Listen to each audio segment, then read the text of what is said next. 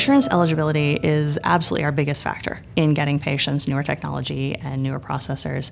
We try to help that as best we can with really detailed chart notes as to why this patient would benefit using things like the activities of daily living checklist. We go through activities of daily living with our patients. And this list or questionnaire is used as a launching pad to bring up situations in the patient's life where they are struggling with hearing.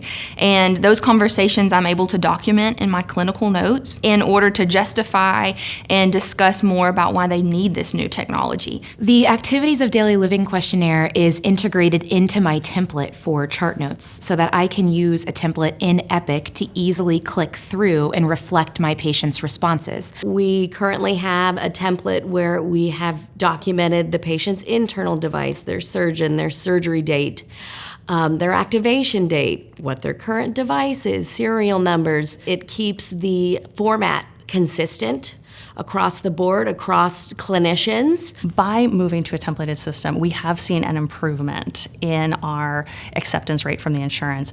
We're now seeing patients that are getting upgrades where we expected it to be another month or two. They're getting upgrades in 6 to 8 weeks, which is wonderful.